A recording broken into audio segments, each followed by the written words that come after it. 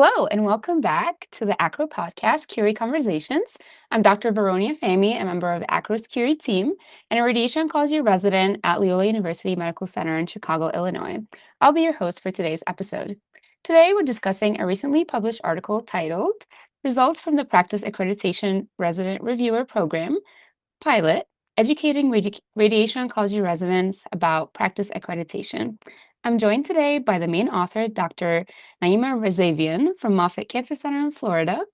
Dr. Razavian is a head and neck radiation oncology practicing physician with interest in medical resident education. So thanks for joining us today. Hi, thanks for having me.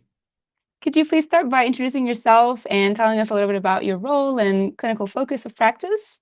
Sure, I'm Dr. Razavian. I work at Moffitt Cancer Center in Tampa, Florida. My specialty clinically is head and neck cancers, but I also have a really strong interest in medical education, which is what kind of spurred on this project when I was a resident.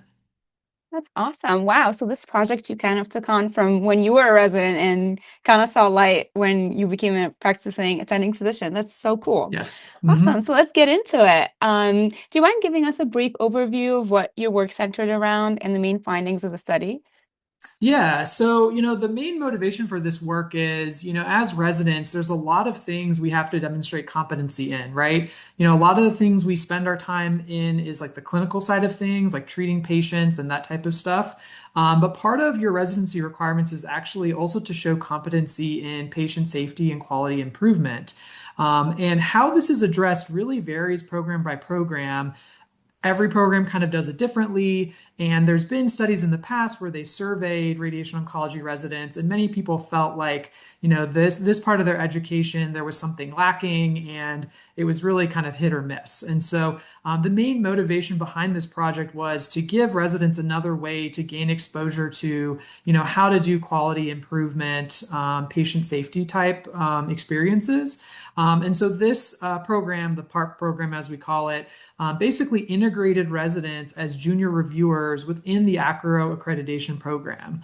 So essentially residents were working along with the accreditation faculty. They were reviewing the same charts that accreditation faculty would review. They were given the same rubric. They would give scores to the charts. And then every cycle or every round, we would have the residents and the faculty meet and compare scores and get feedback.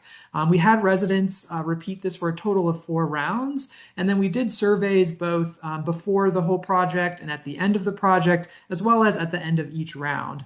Essentially, what we found was over time, especially when you compare beginning and end of the project, there was a big increase in resident confidence when it came to, reviewing charts and feeling that they could look at charts independently. One of the other major findings was we, at the end of every round, asked residents whether they felt like another round of chart review or reviewing with an attending was needed.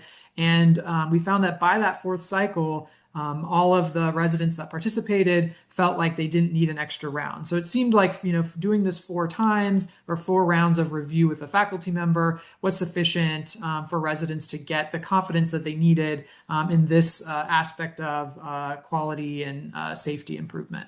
That's awesome. I was going to crack a joke in the beginning saying that when I came across this article, I saw the word PARP and I was like, PARP inhibitors. And then I was like, no, this is different. Yeah, So I'm different glad that we're PARP. talking about this. Yeah.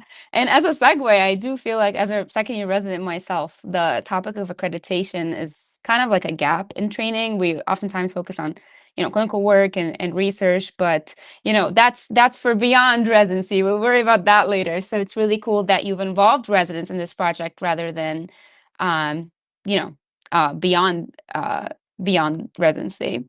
Cool. So, do you feel like Moffitt Cancer Center's residents kind of came back after participating in this project and said that their learning experience is going to impact their future or their baseline exposure to the accreditation topic? Yeah, I think that was one of the things that when we developed this project, we kind of looked into people's interests in serving as accreditation reviewers afterwards. And so it was a relatively small pilot. There were only 3 residents that participated because it was kind of a proof of concept type of thing. But everyone who participated was interested in, working as a accreditation reviewer in the future. And one of the thoughts behind the project too, from a kind of accreditation kind of institutional view was that doing a project like this could also kind of fast track your ability to, serve as a reviewer in the future once you're in attending.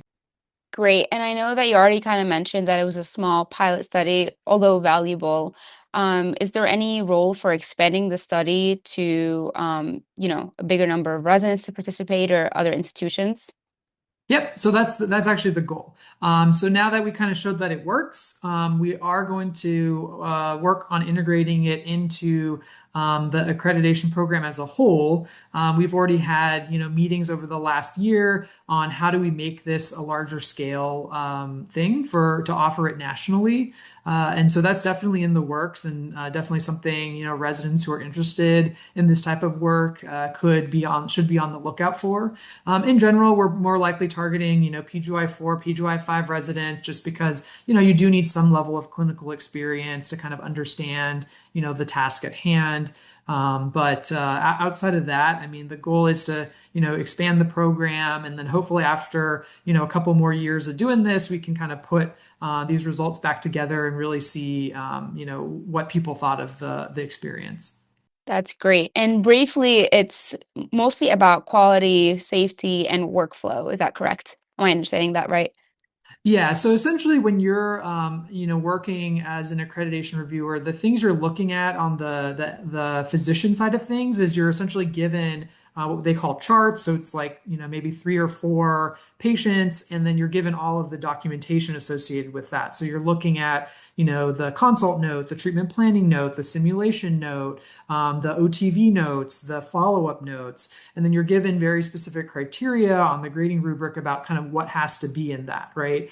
And the goal really is not to penalize people for incorrect documentation. The goal is to really try to find areas where documentation can be improved to hopefully elevate the quality of care, right? Because there's a lot of things, right? Medicine is very complicated. There's a lot of things going on with these patients. And so there's just some things that it's important to have in the documentation so that if someone were to go back and, look back at these things, they kind of knew exactly how that person was being treated and what was going on, right? So it's not just like a blank box of what happened, during those 6 and 7 weeks.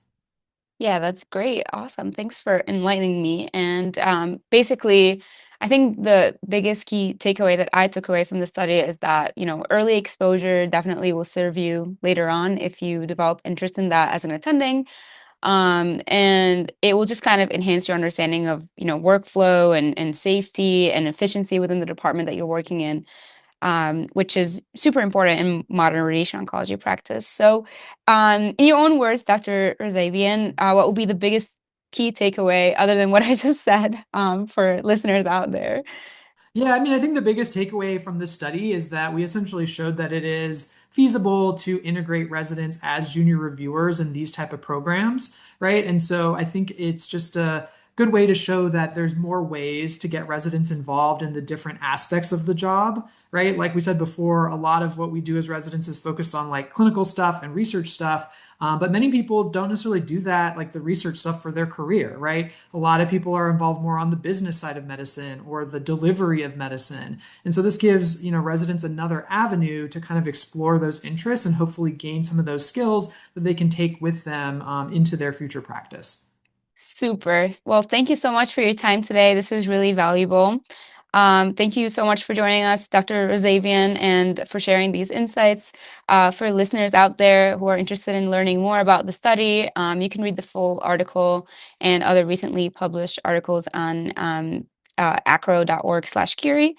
Dr. Razavian, any last words from you No, I before we think we, close? we we sufficiently covered it. I would encourage everyone to check it out. I mean, it is a small study, but I think it really sets the framework for what we could do in the future. So definitely check it out on Curie. Awesome. Well, thank you all for listening to CURiE Conversations, and we'll see you next time.